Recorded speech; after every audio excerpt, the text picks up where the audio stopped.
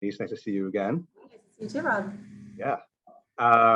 Really excited to have this conversation with you. And I know we had a nice prep session, but I figured I would throw a curveball at you in the beginning.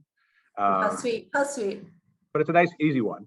I am early part of my career worked in the music business. I worked at Sony Music for a number of years. Music is a passion of mine. I knew every artist under the sun, then got out of music, got into marketing, got into sales. And so I find, listening to SiriusXM in my car, a great opportunity for me, not only to like keep up on new music, also engage with my kids on passions that we both love. But from you, would love to know, what is your favorite SiriusXM channels? Oh, good. All right. Softball. Softball. Pearl Jam Radio. I mean, there's no question. I am a huge Eddie Vedder fan, and I love the Pearl Jam channel. So that is my number one. There is a little close number two, which is Yacht Rock, which is a bit embarrassing. But, just starting again, right now. Right, exactly. So I heard the commercial, yes. So a little Hall & Oates every now and then never hurt anybody. Yeah, no, I think it's great summertime listening. I happen to agree with you. Lithium is my favorite channel. So 90s rock, like classic rewind, like the Pulse for a little bit new, a little bit old. And then the Tom Petty channel is just a great sort of like historical, reference for me, and goes back to, because he plays so much different music on that channel. So anyway, it's a fun thing for me and my kids to do together. So thought I'd start off there easy. Let's get into conversation that people are really here to listen to.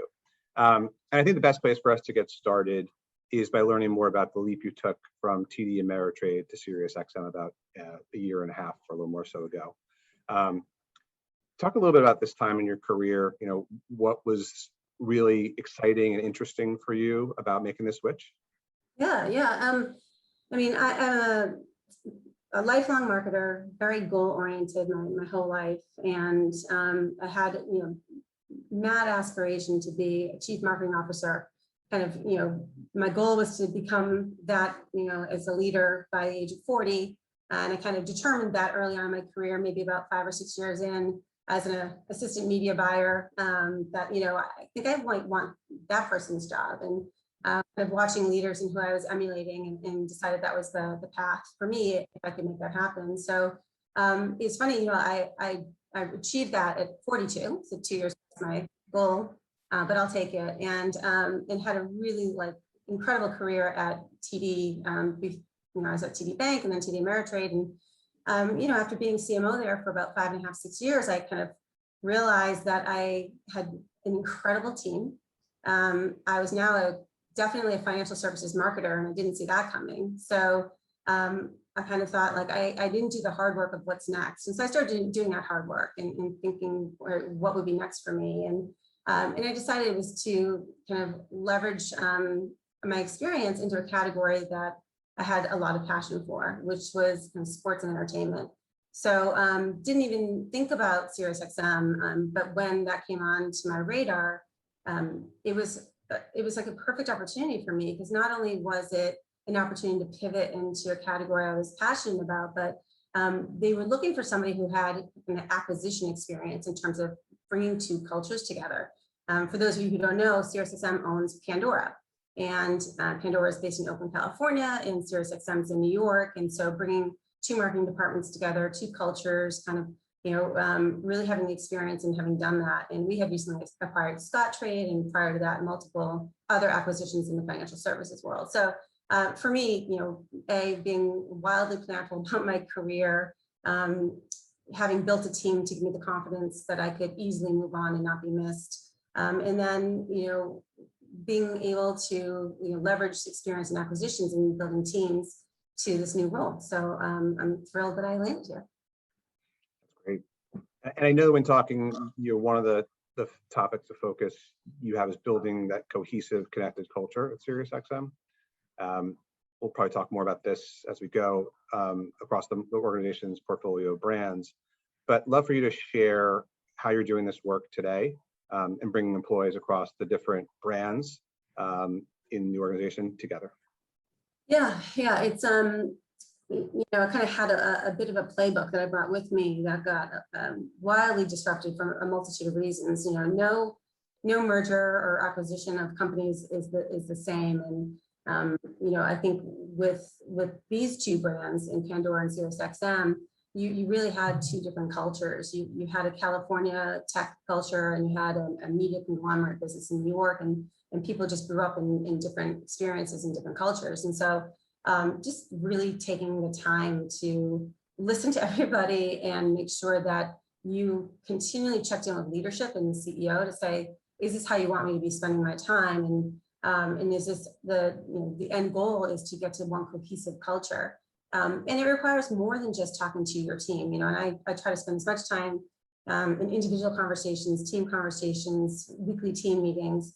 But it's, culture changing is a real long game. And so letting people know where we're headed, communicating all the time. And I think with COVID and I don't see that as an excuse to kind of harmonizing cultures. Although before COVID hit, I was spending every other week in Oakland, California, just to make sure that Pandora, the acquiree, the acquiree didn't feel like a second-class citizen, and they're not. So trying to compensate for those things. I actually think that as tragic as it is to be in a pandemic, to the conversation I was having previously, like you're getting to know each other's children and your pets and how you handle a situation. Whether you like it or not. Right, whether you like it or not. And I don't care if people hear me say, I love you to my husband when he's walking out the door. Like, I think all of those walls have come down, and just the line between personal and business. And I think it's actually accelerated my ambition to make sure it feels like a harmonious culture. Certainly a long way to go. I think, Rob, the other thing I'd say is it's not just about your own team, it's about your partners across the enterprise, and making sure that your team knows that you're looking beyond just marketing, but how's your relationship with the other senior operating leaders, and how's your relationship with the CEO. And I think that the gift that I can give to my team is to know that there's complete alignment with the CEO's vision and with our vision, and that those communications are always open and very consistent. So I see that as a big part of how I show up, is that alignment and communicating that to my team. And are there synergies across the different brands that sort of create benefits from the organization operationally or culturally? Obviously, you mentioned they are two different types of companies, but are there ways that you found that by combining those two, there's a better value that's created by that? Yeah. I think we've recently also acquired Stitcher, and so those are additional responsibilities. There's also their CMO came over, Amy Fitzgibbons, and she's phenomenal, and she's taking on some of those responsibilities as well. But what I've been able to do is, again, our CEO Jennifer Witz has a desire to get efficiency out of any acquisition, but not the way you would think about it historically. It's not about necessarily reducing headcounts to hit expense targets. It's not about that at all. She and I share the philosophy of functional alignment. If you have an incredible capability and a leader around brand, then let's consolidate the brands under that leader. Same thing with performance marketing. We have incredible talent in performance marketing, and so have that leader manage all three brands in that case. So I think functional alignment, relying on the leader with the strongest capability in that area, and then stacking the deck underneath them. I think, I want everyone to stay forever, but I'm also, aware that if I can give somebody three brands in their portfolio for one job, that's a pretty sexy thing to put on your resume. But also it helps the teams, because you've got someone who understands the craft of what they do, and they can apply it, to different audiences, be it the Pandora audience or Stitcher or SiriusXM, and just apply that skill set. I think it's been challenging in the best way for people and keeping them motivated. An area of passion that you discussed in our prep call is leading teams through change. And there's been no shortage of change or uncertainty in the past 18 months, right after you started your job at SiriusXM. So are there key moments from the last year as your role as a leader that was especially important to guiding the organization through these uncertain waters? Yeah, I think,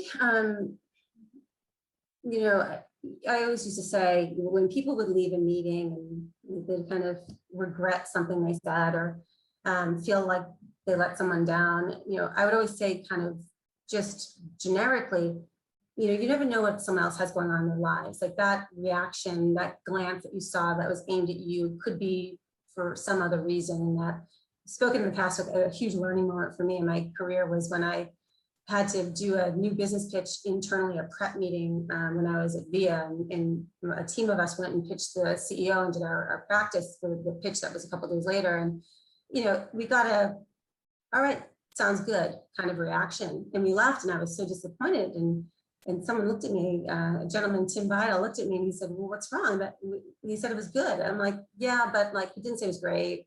He didn't kind of look me in the eye. Like I didn't get the attaboy. And he's like, he's running a company. Like he has expenses to think about, heads, mouths he's feeding. Like you wanted an attaboy and you got an okay, like grow up. And it was such a nice like lesson for me kind of earlier in my career. And I think that leading through change now, I think the kind of more cavalier comment that I took from my own life lesson and give to teams to say, you never know what someone else has going on in their life, is now like the empathy and resilience of this team is unbelievable. So I think you actually see it now. You see that someone is showing up, getting the job done and being super positive. But if you ask 3 questions, they're probably on the brink of breaking down because they've got kids tugging at them. They're not doing, they're splintered so thin. There's been job loss. Like if you dare to poke and go deep, it's amazing, that you're really trying to build that empathy for a culture that's been wildly resilient on the surface. So I just think that leading through change is about creating relationships at a deeper level now. And I think you become a much stronger team if you can do that. Yeah, I agree. I think, listening to your team and listening to the organization more than ever has been a really big part of how our company has navigated through, the past year and a half or 14, 15 months, and really making sure that everyone's voice was represented. But to your point, like the bond, I think it became easier to create these bonds because you have this one-to-one connection with everybody. As much as we want to be off Zoom, it does create this deeper connection with your employees and your teammates because you're spending a half hour at a time or 15 minutes at a time with someone really engaging with them. So I think that totally resonates with me as well, and think that those, it's funny, Rob. It's like I also find that like I'm getting feedback too from my teams, whereas people might not usually do that. I think because it's so casual and intimate and on a Zoom. My team will say things, oh, the Denise getting impatient, like she's doing that thing she does. And I'm like, I didn't know I did that thing. So it's, I love it because I'm kind of indirectly getting feedback now that I probably wouldn't have gotten. Yeah, I think it makes you more aware of yourself and you're forced to be. But I think it also, to your point, it gives people, the right venue to have those conversations and sort of magnify something or bring something out that maybe just with people, in an office of everyone around, maybe just didn't feel comfortable doing that. So it does create that intimacy.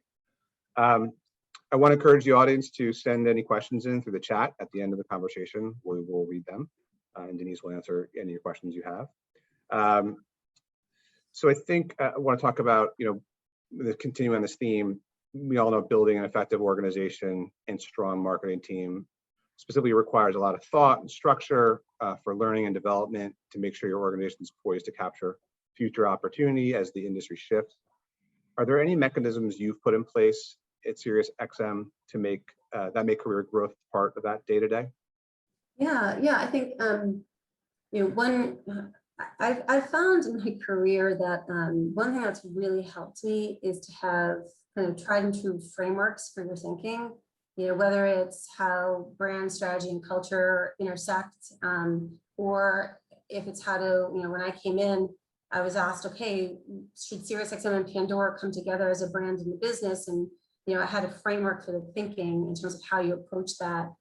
Same thing with teams. I think, I have always approached things from like a strategy, structure, staffing point of view, and making sure that everyone's clear on what the strategy is for our department and for our company. And for us at SiriusXM and Pandora, it it is all about driving growth for the business. And it's a little bit of a new narrative here, because I think that there are other functions that had been more accountable to driving revenue and EBITDA. But for us, I want to be part of that accountability. And so knowing that we're about driving business growth, and then how do you then structure for everyone to be enabled to be able to put those wins on the board? And then, who are those people? So kind of then you populate kind of the seats on the field. And, it's always helped me to have that kind of framework. And I think if we're looking to drive growth, then you need a structure that frees people up to be accountable and gives them the resources that they need. And I'm not there yet. I need to empower my people more, because we don't own a lot of the drivers, but we need to influence them. And that's always a harder, pursuit. And then make sure that you've got people with the energy and the ability to bring things to fruition and be accountable to results. So that will always be a narrative I will drive home. I don't think you can be a marketer in this day and age if you are showing up still talking about things like upper funnel and familiarity. Like, great, but for what?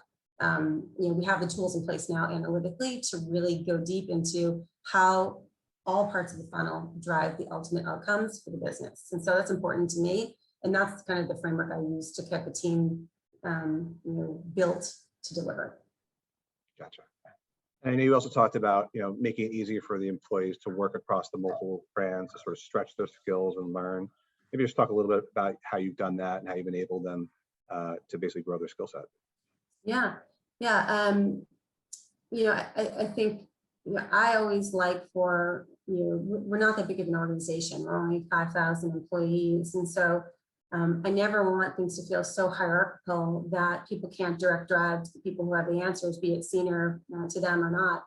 At TD, I was very proud that my leadership team and I had implemented a professional development day very formally. And it was, every quarter giving a day off that we all shared, where we devoted it to our own professional development. And, the whole company was behind that. Not that it was pervasively held, but in marketing, it was. I haven't been able to implement anything like that here simply because there's been too many balls in the air. But I would like to continue that. For now, I would say it's much more about giving people access and empowerment to the people that can help them grow. And so it's much more about, if you are running performance marketing for Pandora, Stitcher, and SiriusXM, but you don't have the MarTech you need, go hard at the people who have the MarTech and surface the issues and come back to me and we'll try to crack the code on it. I think they will grow not only in their capability, but they'll grow as leaders to figure out how do you use your influence to actually have impacts. And that's a big narrative for me personally right now, because we are still coming together as one leadership team, because we came from different organizations. People have different objectives naturally, and we will come together. We're going to come together under a cohesive vision. What are our, collective KPIs? But until that happens, it's been remarkable to me that no matter how strong your relationships are and how great you feel like you're having influence, bringing it to the finish line and actually creating change through others, I think it's really challenging unless you all are aligned to kind of one key goal. So that's like the work I'm really focused on. And, I admittedly tell my team after a year and a half, I think I've enabled them and empowered them to create the relationships, to build that influence, to surface things to me. But, actually getting it solved and resolved is going to require the senior operating community to do a lot more work. And we're in the throes of that. So it is a lot about getting things done through people, but we need goal alignment in order to make that a reality. Yeah, it's a big job. I would love to shift to talk a little bit about, SiriusXM's business model and its strategy. I think, for people who don't know, maybe you could just discuss how SiriusXM is organized. Obviously, there's multiple brands, and maybe just talk a little bit about how that's working and sort of what businesses you actually look after. Sure. So there's SiriusXM, which is historically known for an in-car entertainment platform. And that's the most mature part of the overall business. It's our 20th anniversary coming up this summer, and it's a wildly successful business, which is fantastic because it kind of gives you air cover to test and try, whether it's an M&A strategy or other big bets you want to place. And then you've got SiriusXM's app. So the SXM app was launched a few years ago, and we're really starting to build traction around that now. And that's going to be our strategy to de-risk the interruptions we're going to get in the car with, whether it's Apple CarPlay. The previous speaker was talking about Spotify, shame on him. But those are realities of consumption and listening habits. And so we want to diversify our portfolio with things like the SiriusXM app. And then we've also, of course, got the Pandora brand. And then we have Stitcher now. And so the Pandora is a free service, and so as is Stitcher. And so we can build scale on those platforms by having an ad-supported business. And our ad sales team is on the hook for more aggressive goals every year, and I think they do a fantastic job. But that's how that business runs. And then you've got SiriusXM, which is a very lucrative subscription model. And so if you think about the skill sets as marketers, you need to figure out how to leverage the scale of on-platform marketing. You then, from SiriusXM perspective, you have to leverage the skills of how to run a subscription business, and how to convert the trialers in the car to a full-pay subscription. And then for the SiriusXM app, it's how do you, from a brand perspective, deposition the notion that SiriusXM is only in the car, and build brand awareness that we are now on connected devices, we're on your app, on your phone. So there's a multitude of marketing skills that are required to kind of keep all these businesses running and running profitably. And I think the other thing I would say about the business model is that it's really fun for people who enjoy puzzles, because we will create a deal with Kevin Hart for a podcast, and he is a partner of SiriusXM. He's one of our talents. He has a show, Laugh Out Loud Radio, on SiriusXM. So he's creating a podcast, and it's exclusive to SiriusXM. So that's a beautiful thing because it adds value to the listeners that are paying a lot of money to have the value in that subscription. So, but then we want to, get more scale. And so then you want to put it on Pandora and Stitcher. It becomes less premium then. And you then also get the benefit of more eyeballs, more listeners. Kevin's going to like that. Our ad sales people will like that. It's all these decisions about when to democratize the content, when to keep it in a walled garden. In those, again, back to frameworks, we're working on kind of a content distribution framework now for how do you start at the brand level, the role each brand plays in the listeners' lives. And of course, that's all dependent and predicated on the listener and everything you know about them. And then how do you make content decisions to support what the platform's job to be done is and what the listener needs. So to me, I think that's the fun stuff. That's all strategy and fun stuff. And I also think it's massive team sport stuff, because if I were to come and say, here's the content strategy, the people who actually do that for their day job wouldn't be too happy with me. But being a really good partner and getting more brains at the table to sort through those things is important, especially because the business is just pretty complicated. Right. So the content strategy makes sense, and it's great to have assets like Kevin Hart and lots of other things you guys have in sports and music and entertainment. In thinking about the ways you're looking to grow consumer engagement across the different channels, talk about what's working, how you do that now, and maybe sort of like where you see yourself going for the organization. Yeah. So we have so many platforms through which to communicate with our consumers and to engage and retain them. It's fascinating to me that we've got such a myriad of tactics to accomplish that. We've got certainly a lot of on-platform advertising that does a good job of knowing which next best feature to promote to which segment of customers. Who's going to be interested in Drake's next release, who's going to care about the next Gayle King And we have so much data and so much sophistication in our targeting capabilities. It's really intoxicating. But then you go all the way to the other side of, we are, I think, one of the biggest direct marketers in the country. And we do a lot of direct mail. And so for anyone listening that is a victim of our strategy, I apologize, but it works. And so when I came in, I know, sorry, Rob. That's okay.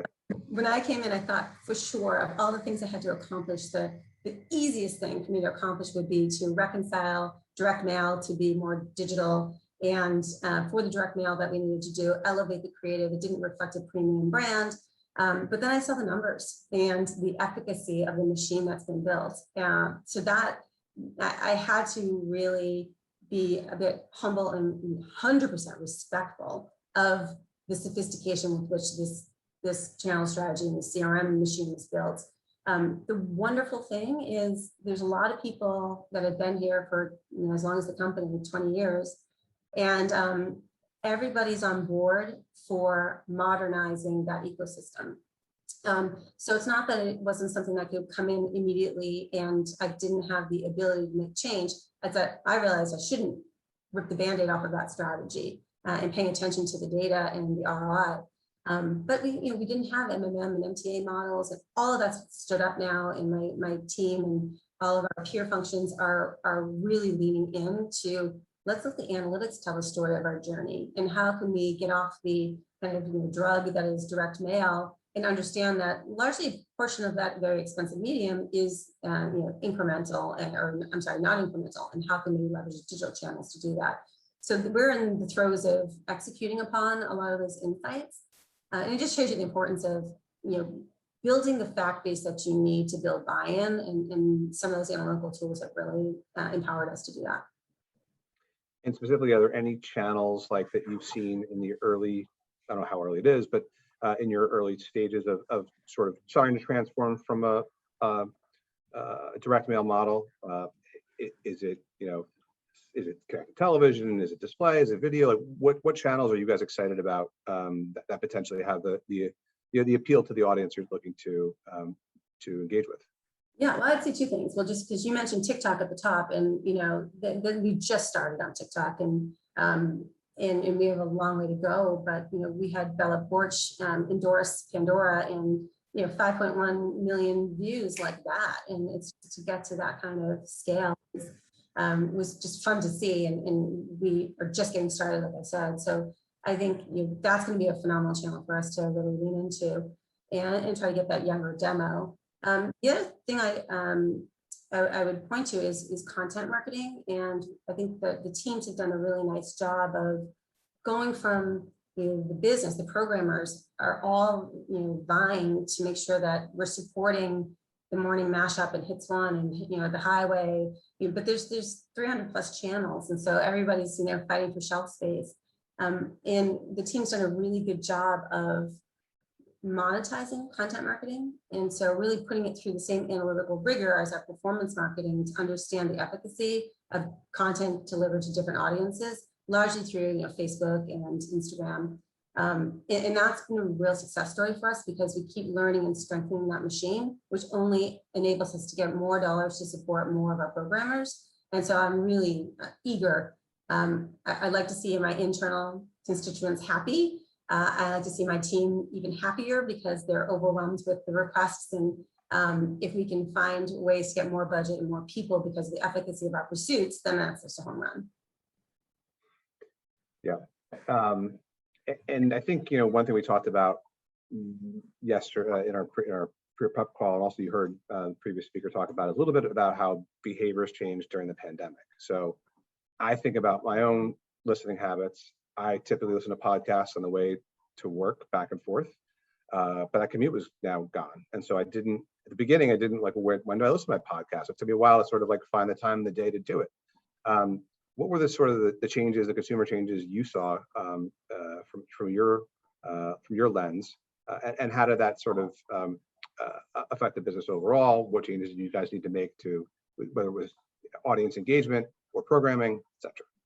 Yeah, I think our programmers did a fantastic job to not directly answering your question, but I'll get there, is that they all the talent that was working at 1221 Avenue of the Americas in New York, all went home. Yeah. And within days stood up studios. And so our tech team and our programmers did a phenomenal job so that we didn't miss a beat.